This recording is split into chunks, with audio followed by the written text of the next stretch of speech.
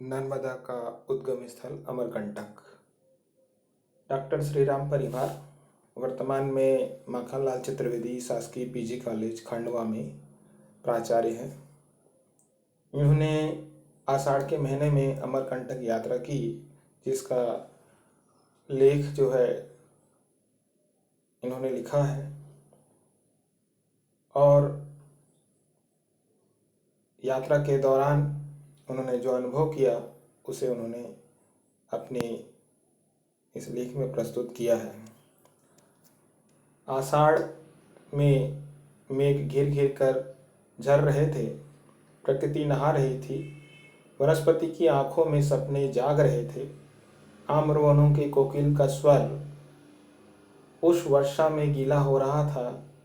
वह स्वर जड़ चेतन में नेहछों की बूंद बूंद भर रहा था। इन बूंदों के उत्सव में रस रस अमरकंटक को देखना, निसर्ग निहित चैतन्य से साक्षात करना, प्रकृति के उत्सव में स्वयं को उल्लास की फुहार बना देना, पृथ्वी के महामंच पर अपने व्यक्तित्व की लघुतम इकाई के अर्थ को खोजना है। ऐसा कहकर वो अपनी यात्रा प्रारंभ करते हैं। यात्रा के दौरान वो भोपाल से पिंडर रोड सुबह सुबह पहुंचे। पिंडर रोड से अमरकंटक का रास्ता सघन वन प्रांत से होकर के गुजरता है। इस पर्वत इसकी चारों तरफ जो है बहुत सारे पहाड़ियां पर्वत है। अरण्यक वन संसार जो है वे बरसते पानी में लेखक को गुजरना अच्छा लग रहा था। जो है बादल सराय के ऊंचे ऊंचे पेड़ों की फुनगियों पर रुकते बात करते दिखाई पड़ रहे थे। जो है अमरकंटक पहाड़ का शिखर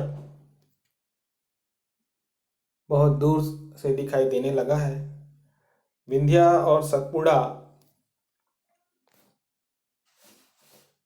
पर्वत शिखर जो है के बीच का संवेद विग्रह बड़ा सुंदर और मनोहारी है। इसे हम मैकल पर्वत श्रृंखला कहते हैं। मैकल पर्वत की दाईं भुजा विंध्याचल और बाईं भुजा सतपुड़ा है।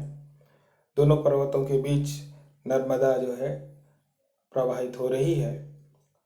विंध्या और सतपुड़ा की अंजुरी में नर्मदा का जल लहर लहर कर रहा है। दूर से रजत झाड़ चांदी आकाश में झटती हुई प्रतीत हो रही है। चारों ओर हरा भरा वनस्पतिक संसार है। यह धार सोन की है। अमरकंटक का यह पूर्वी भाग है। सोनमुड़ा से निकलकर सोन पूर्व में चला जाता है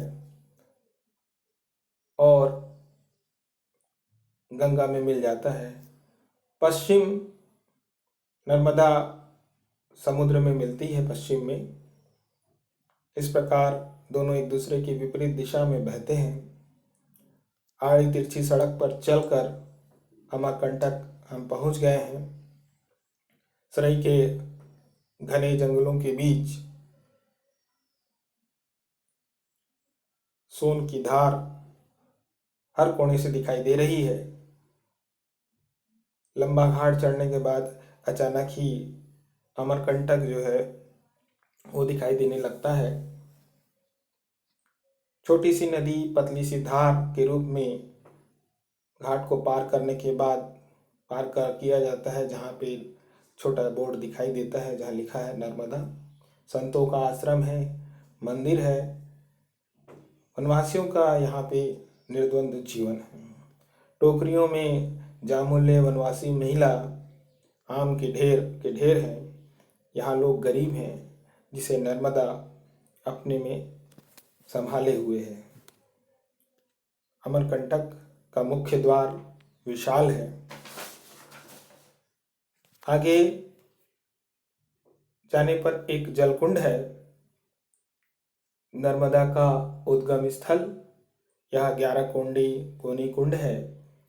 स्वच्छ शीतल जल लहरा रहा है। चारों ओर 20 मंदिर बने हुए हैं। कुंड पक्का बना हुआ है। इसके पूर्व में शिव जी का छोटा सा मंदिर है, जिसे अमरेश्वर का मंदिर कहा जाता है।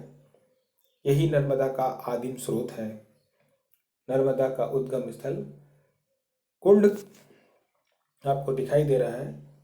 कुंड के बाद नर्मदा भूमिगत होकर के 5-6 किलोमीटर दूर पश्चिम में कपिल धारा के पास प्रकट होती है। यहाँ से रेवा नर्मदा पश्चिम की ओर समुद्र की ओर चली जाती है। यहाँ एक लोक कथा प्रचलित है। सोन और नर्मदा की प्रणय कथा।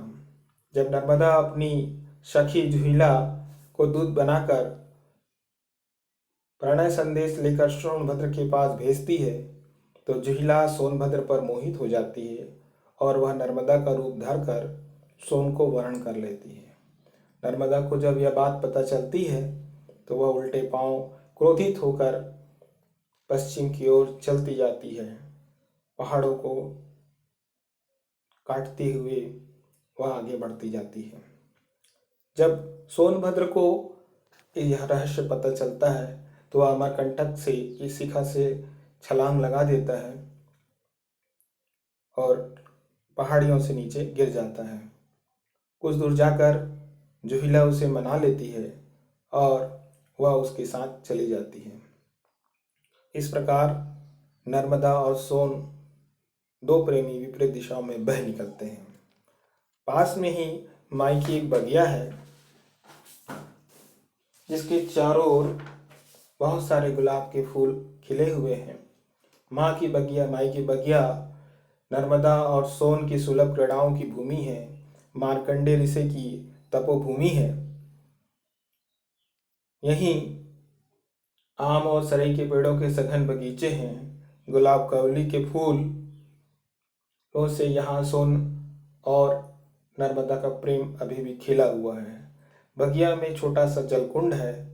गुलाब कवली का क्षेत्र बहुत थोड़ा सा रह गया है। यहाँ एक साधु कुटिया में रहते हैं। तीर्थ यात्रियों की आंखों में गुलाबवली के जल को डालकर आंखों की उमस को दूर करते हैं। दृष्टि की धुंधलता छटते ही यहाँ नर्मदा और सोन गुलाब कवली के फूलों के माध्यम से जगत की तपन को दूर करते हैं। माई की बगिया से 3-4 किलोमीटर दूर पश्चिम की ओर नर्मदा भूमिगत होकर के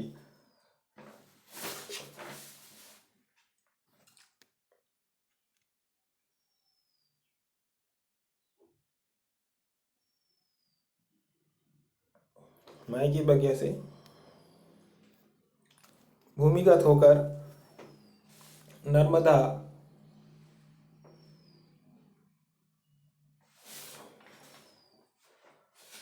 तीन चार कपिल धारा के पास निकलती है और यह वहां से आगे पश्चिम की ओर बढ़ जाती है। चारों ओर की नर्मदा के कुंड के चारों ओर की भूमि ऊंची है, इसलिए पहाड़ों का जल कुंड में एकत्र होता रहता है। अमरकंटक के पहाड़ अपनी आत्मा से नर्मदा को जन्म देते हैं। यह शिव कन्या नर्मदा के जल के रूप में अमृत धार है जो लोगों को के जीवन को जो है अमृत रूपी जल से भर देती है। सोनमुड़ा सोन का उद्गम स्थल है जिसमें सोनकुंड की पतली धार सैकड़ों फीट ऊंची चट्टान से नीचे गिरकर वृक्षों में कहीं खो जाती है। यह प्रपात दूर दूर से दिखाई देता है। नर्मदा के उद्गम स्थल पर पहले बांस का बेड़ा था, परंतु अब सीमेंट की सीढ़ियां हैं बनी हुई है। लोगों का आना जाना बढ़ गया है। 6 किलोमीटर दूर कपिल ऋषि का आश्रम है जहाँ नर्मदा 150 फीट ऊंचाई से गिरती है। यह नर्मदा का पहला प्रपात है। इसके आगे दूध धारा है। नर्मदा अनेक धाराओं में बंटकर चट्टानों पर गिरती है। ऊपर से नीचे गिरने पर इसका पानी दूधिया हो जाता है। यहाँ नर्मदा का जल दूध ही माना जाता है और इसी को प्राप्त करके लोग अपना जीवन धन्य मानते हैं। कपिल धारा के पास जामुन बेचने वाली महिला से मैंने पूछा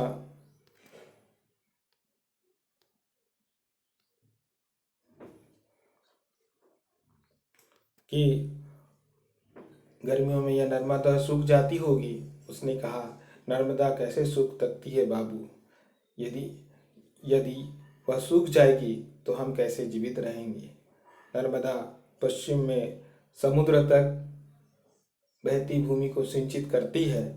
कपिलधारा के पास ही एल्युमिनियम ऑक्साइड का अयस्क वायुमार्ग के तारों से लड़ ट्रालियों में बालकों के लिए भेजा जाता है। कोरबा, यहाँ क्षेत्र पर पर्यावरण गहरा संकट छाया हुआ है। खनन के कारण अमरकंटक का क्षेत्र देवों, ऋषियों, रचनाकारों के लिए प्रिय क्षेत्र रहा है। कालिदास ने इन्हें आम के वृक्षों की अधिकता के कारण अम्रकूट कहा है। अमरकंटक का यह उद्गम क्षेत्र अद्भुत है। सतपुड़ा की रानी पंचवटी तक यह फैला हुआ है। अमरकंटक अपनी तीव्र गति से जो है यहाँ आगे बढ़ता चला जा रहा है।